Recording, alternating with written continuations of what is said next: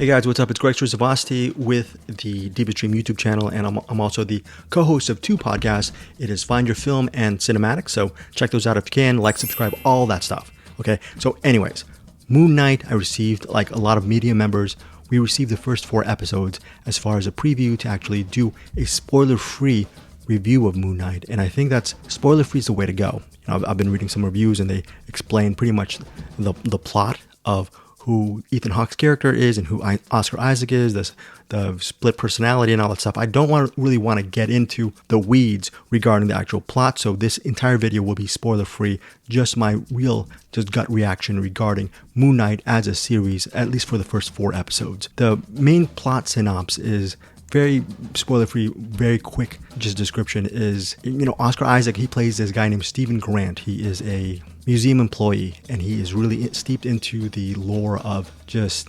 hieroglyphics and the pharaohs and tombs. He's just, he has like sort of an archaeologist DNA within him, and he spends a lot of his time alone, probably just reading books on that era. You know, so the thing is, he should actually be a tour guide in this museum, in this local museum where he works.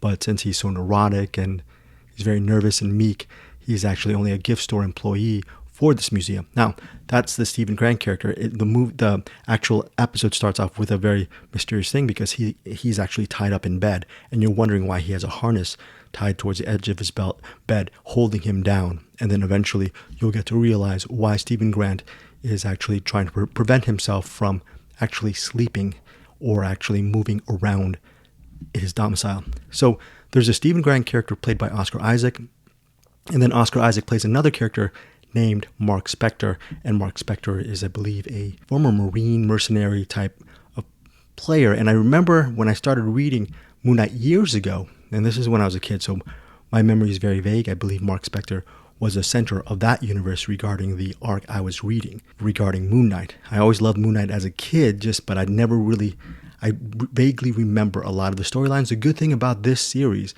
about this limited series event, is after watching the first 4 episodes, if the final 2 episodes, episodes 5 and 6, actually, if the trajectory holds, I am really excited to actually go to my local comic book store and maybe buy some back issues of Moon Knight, or maybe just a current run on Marvel. I'm really excited, and I really love this series. Okay, what are this series' strengths? Well, the main thing is Oscar Isaac's performance as Stephen Grant, because Stephen Grant, he's just he has a disorder, and he's actually caught up in dreams, and there's a lot of things going on in his life. And Oscar Isaac plays the character with aplomb. He's a very eccentric character. Now, the flip side of that, the Marc Spector character, who's Oscar Isaac, is playing as this military man who is very determined and brave, and he's more of the machismo, testosterone-driven superhero. That character, through the 4 episodes, is a lot less interesting than Stephen Grant. Now, right now, I don't think that's a big flaw. I think the next couple of episodes, episodes 5 and 6, will actually flesh out the character of Marc Spector. Now, both of these, Marc Spector and Stephen Grant, they are both sort of, in many ways, they are at the beck and call of this sun god, the not Moon Knight, of this god called Khonshu. Okay, so there's a lot more different iterations regarding what Khonshu does, how Khonshu is as a god, how he treats Marc Spector and Stephen Grant, which I'm not going to get into, but it's a very interesting character, this Khonshu god, and I'm not going to tell you if he's good or bad, but it's a very interesting and layered character. Speaking of layered characters, I really enjoyed Ethan Hawke as the villain. Now, without getting into too much detail, he's not a fire and brimstone type of villain where he's just uses all muscle and might and he kills people within just a moment's notice. He's not this type of villain. He's more of a cerebral take on the character. I'm not steeped into the Moon Knight universe, so maybe, I'm sure if there are people who are really loving Moon Knight as a lifelong series on Marvel, they might have just complaints regarding the actual series' accuracy, but for me, just as a relative newbie into the series, I really loved every single part of this entire project. And again, Ethan Hawke, I'm glad he's part of the MCU now, and it's a very interesting character he plays as a villain. And in many ways, you can actually see where his character is coming from, which I really appreciated as well. There's an actress, what is her name? May Kalamaui, And she is, I'm not going to say who she is. I know I'm being so vague, just for the purposes of your watching and enjoying Moon Knight just with pretty much fresh eyes. May Kalamaui is very, very good in this movie. She is, even though she's not the lead, as far as Moon Knight and these two characters, these dueling personalities, she plays an important role in the entire process. And she's someone who just, once she actually showed up on screen, I think there's a dog in the back and neighbors. Hopefully that doesn't get too much in the video. I think it will. I think the dog's coming. But anyways, she is very, very good. And I definitely want to see more of her in down the line in more TV shows and movies and all that stuff. But for this purposes of this actual series, she's very, very good, and she actually rounds out the characters, and she plays, again, an important role. And yeah, just well cast, and definitely want to see more of her work down the road. Again, May Kalamaui, I believe hopefully I'm pronouncing it correctly.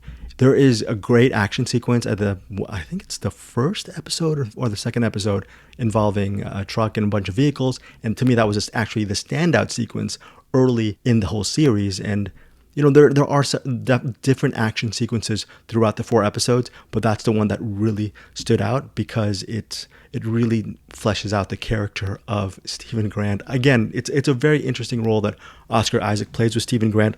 The Marc Spector role that he plays, again, is a little bit more cut and dried, but that's because I believe the Marc Spector person is probably more cut and dried, and maybe, hopefully, within the final 2 episodes, they'll flesh out his character a little bit more. Again, and one other thing I want to mention, there are enough interesting twists and turns that will keep you hopefully invested in Moon Knight, especially when you get to episode 4.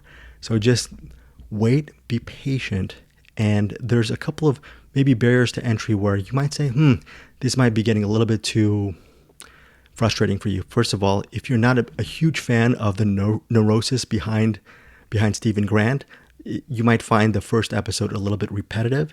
Just give Moon Knight a little bit of time for it to unveil its mysteries to you. So I think it really got going by, towards the middle of the second episode. I was fine with the entire ride. The first episode is pretty much a slow burn.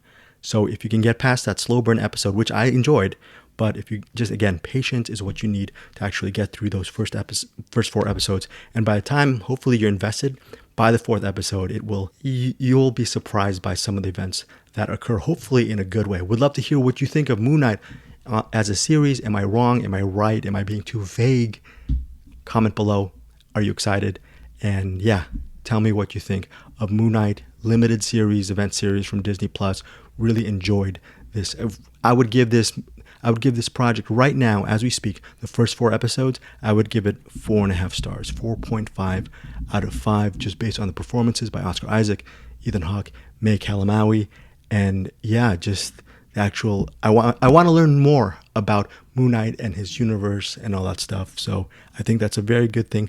There are really not too many weak points in this series so far. I've been reading reviews. Some have been mixed, and would love to hear some of your reactions. And I'm sure some of the reactions will be mixed regarding Moon Knight, but I was pleasantly surprised, and I think this series this series overall has over-delivered for me. All right, guys, take care. Thanks again. Subscribe to Deepest Dream for my reviews are shoddy, I know, but hopefully you'll get some value from the interviews I get from actors and filmmakers from the film and television land. And I also do interviews with I will be doing more interviews with other people. So hopefully you enjoy that and more reviews down the road and giveaways as well on this Deepest Dream YouTube channel. I'm babbling too much. Thank you guys so much, and go see Moon Knight. Tell me what you think. Bye.